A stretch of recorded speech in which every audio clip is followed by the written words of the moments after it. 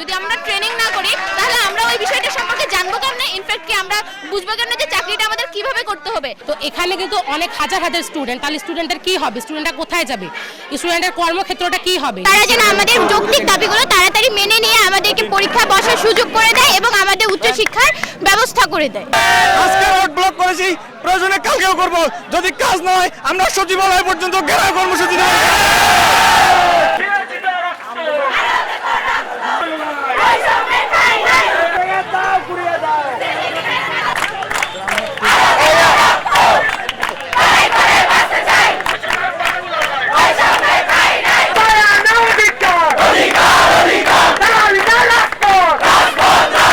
আমরা তো দাবিগুলো চেয়েছিলাম, আসলে আমাদের দাবিগুলো ছিল যে উচ্চশিক্ষার অধিকার, যেটা আমরা চেয়েছিলাম আর কি।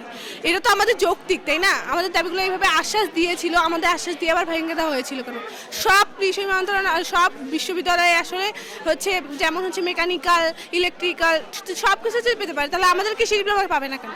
নির্দিষ্ট সাবজেক্টগুলো আছে, ওই সাবজেক্টগুলোর জন্য নির্দিষ্ট শিক্ষক প্রয়োজন, যেগুলো আমাদের নাই। আর তার উপর হচ্ছে আমরা ইন্টার্নি করি, মানে আমাদের 8টা সেমিস্টারের মধ্যে 8ম সেমিস্টারে যে আমরা ইন্টার্নি করি সবাই সব মানে টেকনোলজি থেকে শুরু করে সবাই ভাতা পাই, কেন আমরা কেন পাই না? আমরা এটা থেকে কেন বঞ্চিত? এগুলো কি যৌক্তিক দাবি না? তারপরে হচ্ছে আপনার আমাদের যে চাকরির সময় কৃষিবিদদের চাকরির সময় যে 6 মাসের একটা ফাউন্ডেশন ট্রেনিং এর কথা বলা হয়েছে, যদি আমরা ট্রেনিং না করি তাহলে আমরা ওই বিষয়টা সম্পর্কে জানবো কেমনে, ইনফ্যাক্ট কি আমরা বুঝবো কেমনে যে চাকরিটা আমাদের কিভাবে করতে হবে। শিক্ষার মানটা উন্নয়ন করা, এটাও আমাদের মানা হচ্ছে না। আচ্ছা, আমাদের তো সবগুলোই যৌক্তিক দাবি, কেন মানা হচ্ছে না? এতদিন ধরে আমাদের কেন আন্দোলন করতে হচ্ছে? এগুলো তো আমাদের পাওয়া উচিত, তাহলে তাও কেন আমাদের আন্দোলন করতে হচ্ছে? আমাদের তো এমনিতে দিয়ে দেওয়া উচিত। আমরা যে 9 মাস থেকে দাবিগুলো করতেছি, কেন মানা হইতেছে না? যেরকম অন্যান্য পলিটেকনিক্যাল যেরকম মাঠ সংযুক্তি ভাতা পাইতেছে, আমরা কেন পাবো না? যেরকম টেক্সটাইল, সিভিল, অন্যান্য ডিপ্লোমাধারীরা পাইতেছে, আমাদের কৃষি প্রশিক্ষণ ইনস্টিটিউটে কোনো মাঠ সংযুক্তি ভাতা দেওয়া হচ্ছে না কেন? 9 মাস হয়ে গেল আমাদের দাবিগুলো নিয়ে এখনো পর্যন্ত কাজ করা হচ্ছে না। আমরা সচিবালয়ে যোগাযোগ করেছি, তারা আমাদের দাবিগুলো নিয়ে বিভিন্ন রকমের টালবাহানা করতেছে। আমরা এর তীব্র নিন্দা ও প্রতিবাদ জানাই। আমাদের দাবিগুলো যদি আগামী 2 থেকে 3 দিনের মধ্যে মেনে নেওয়া না হয় বা আমাদের সাথে যোগাযোগ করা না হয়, আমরা কঠোর কর্মসূচি দিতে বাধ্য হব। আজকে রোড ব্লক করেছি, প্রয়োজনে কালকেও করব। যদি কাজ না হয় আমরা সচিবালয় পর্যন্ত ঘেরাও কর্মসূচি দেব। তো এখানে কিন্তু অনেক হাজার হাজার স্টুডেন্ট, তাহলে স্টুডেন্টের কি হবে, স্টুডেন্টরা কোথায় যাবে, স্টুডেন্টের কর্মক্ষেত্রটা কি হবে। সবার কিন্তু একই রকম অ্যাবিলিটি না, সবাই উদ্যোক্তা হওয়ার মতো সবাই অ্যাবিলিটি রাখে না।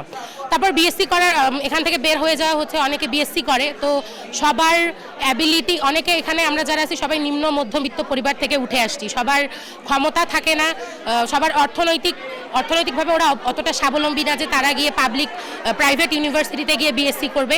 মৌলিক অধিকার হচ্ছে শিক্ষা, মৌলিক অধিকারগুলোর মধ্যে একটি হলো শিক্ষা। এই শিক্ষা আমরা পাচ্ছি না।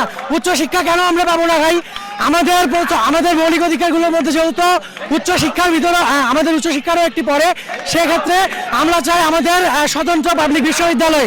এখানে মুখ্য বিষয় আমাদের পাবলিক স্বতন্ত্র বিশ্ববিদ্যালয়। সেক্ষেত্রে আমাদের দাবি যতদিন তারা বাস্তবায়ন না করবে, আমাদের দাবি যতদিন মেনে নেবে না, আমরা রাজপথ থেকে উঠবো না। আমরা দরকার হয় কঠোর থেকে কঠোরতম কর্মসূচি দিতে বাধ্য হবো।